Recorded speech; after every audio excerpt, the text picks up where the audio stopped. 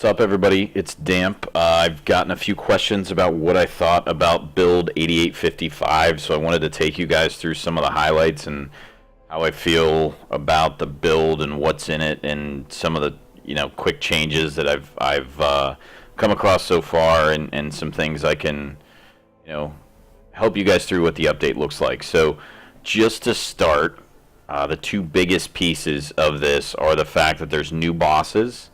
And there are new classes, new hero classes. So, new hero class, Man-at-Arms, and there's a new hero class called the Arbalist. So here is the Man-at-Arms, and I won't go into a huge amount of detail right now, but Retribution, I feel, currently is the best combat skill in the game. I feel the Man-at-Arms is the best hero class in the game currently. I expect him to get hit hard with the nerf bat, but currently he's the best. Go take advantage of him and stack up some gold. The next class is the Arbalist, who is probably in the top 3 or 4 maybe in the game now. From a straight line damage perspective, she's probably number 1 or really close to the Highwayman. I would think Highwayman point blank shot, or her after you figure out the fact that you have to use a turn to mark. Both of them are really strong. So she also has the ability to heal. Her combat skill or camping skill rather, of Restrained Crossbow, really strong. It's very close to clean guns, if not better. I would think it's probably better. And Man-at-Arms, same way. He has 2 buffs, one for himself called Weapons Practice, and one for another companion.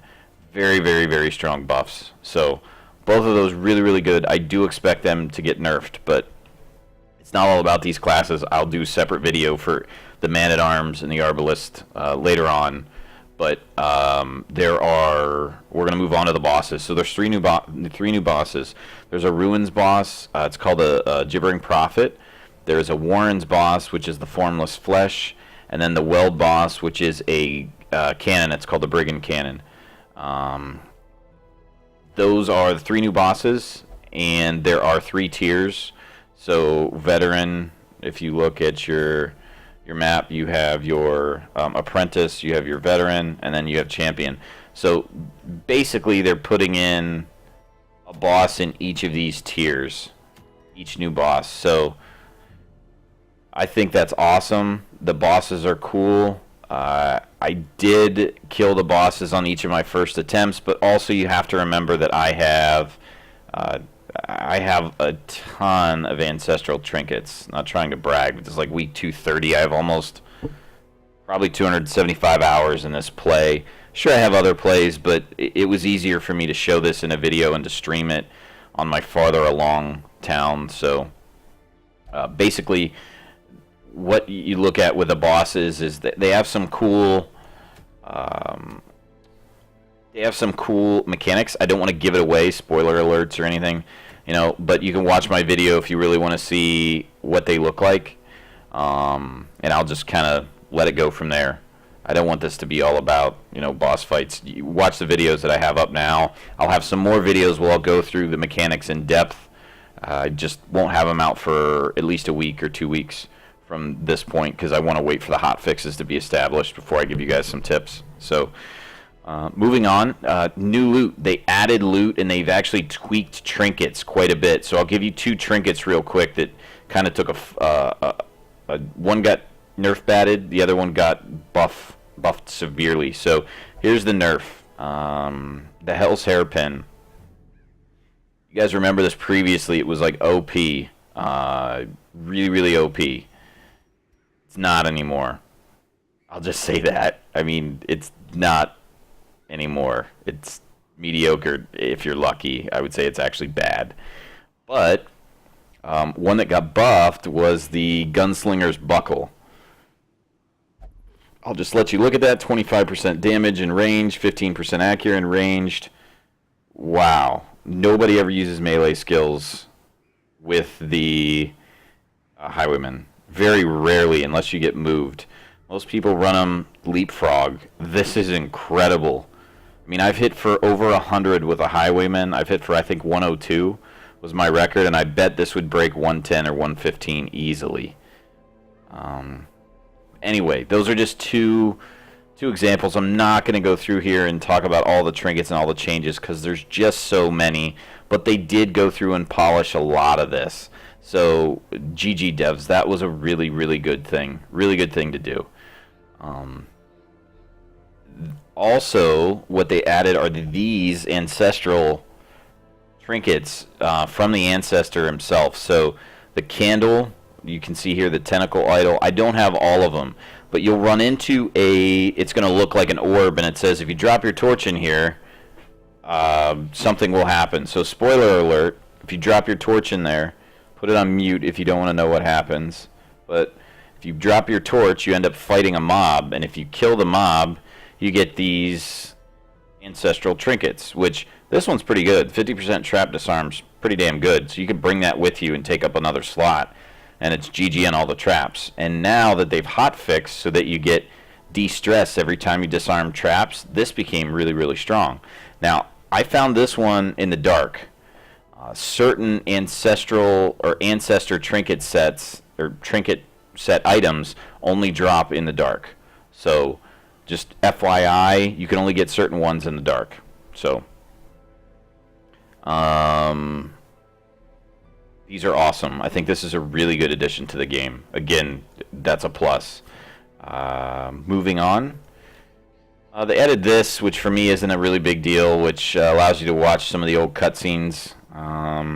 That's not a big deal for me. I mean, I guess it's lore. I'm not really into the lore of a lot of games, even though I do love this game. That's one of the features I just think was okay. Background, you guys will notice that this will go from light to dark and etc. There's been a lot of polish to the buildings. Just one thing, like if you click, the way that you enter the building even was cleaned up a little bit. The sound, I think, has gotten a lot better. Shout out to Kevin from Power Up Audio. To me, it sounds like they've tweaked a lot of the sounds, and it sounds a lot cleaner. So, good job, Kev. Moving forward with some of the other mechanics that have changed, they've added heart attacks. So you'll see your stress now, instead of 1 to 100. Let's see if I can pull this up. It's 1 or 0 to 100. It's now 0 to 200. So if you get to 200, somebody's dropping dead of a heart attack. It may even be closer to that. I haven't had anybody die yet, thank God. But I would expect at 200, they're definitely going to drop dead. So that, I think, is a cool mechanic. I've never really run into somebody being completely over-afflicted, but I've had a few cases where they've been pretty high. So I think that's something to add a little more to difficulty, especially when it gets to the darkest dungeon. When that opens up, I think that'll come into play. Another big thing that everyone's been asking for is trinkets. Dude, I got all these shit trinkets. What do I do with it? Now you can sell them. So if you shift click, you'll notice sell trinket for $750. Sell trinket for 7,500 for the big guys up here. But you can absolutely sell the trinkets. Also, trinket sort options and unequip all trinkets, which is huge. That just makes it's just quality of life. Those are so much better. What I did ask for the devs, they came in my stream a couple nights ago. I asked, can you please add de-stress when I disarm traps? They added it the next day, and I know it wasn't just for me. People have been asking, but I said that would be awesome. They added that, which I think was great.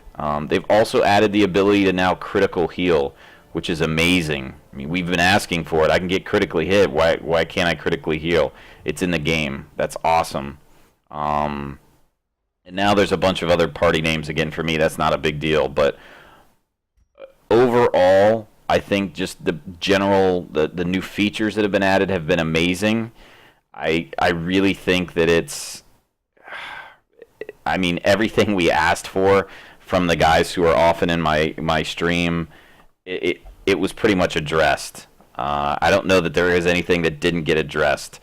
The only thing I really don't like is, out of some of the balancing improvements, they made darkness more deadly, but they took, so you don't get the 6% crit bonus that you used to, which I'm not a fan of.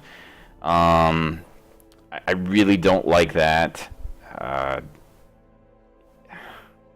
I don't know. There's a couple changes to it. Basically, reduce player crit, increase the chance of players being surprised. I can agree with that. Increase stress damage in low light. All right.